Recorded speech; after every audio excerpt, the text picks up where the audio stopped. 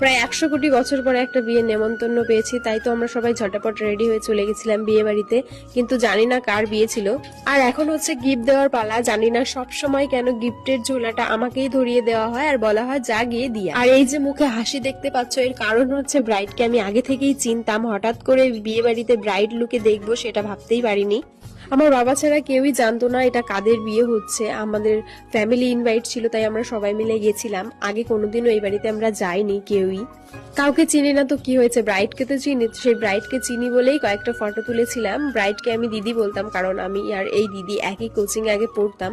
তারপরে আমরা সবাই মিলে কয়েকটা ফটো টটো তুলে তারপরে চলে গেছিলাম ফুচকা স্টলের সামনে। বিয়ে বাড়িতে এসেছি আর ফুচকা স্টল বসেছে, তুই একটা খাবো না তা কখনো হয়? কোনো মতে ঠেলাঠুলি করে দুটো তিনটে খেয়ে তারপরে চলে গেছিলাম কফি স্টলের সামনে। কোনো মতে ধাক্কা গুতো খেয়ে আমরা দুজনে 2 কাপ কফি পেয়েছিলাম, সেটা বাইরে নিয়ে এসে খেলাম। তারপরে চলে গেছিলাম মেন কোর্সের প্যান্ডেলের ওখানে।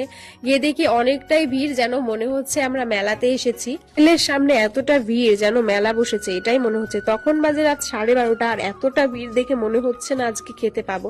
তো কোনো মতে আমরা সবাই মিলে একটু জায়গা পেয়েছিলাম, তাই বসে পড়েছি খাওয়ার জন্য। তো খেয়ে দিয়ে চলে আসলাম বাড়ি। তো আজকের মতো টাটা, দেখা হবে নেক্সট কোনো ভিডিওতে, বাই।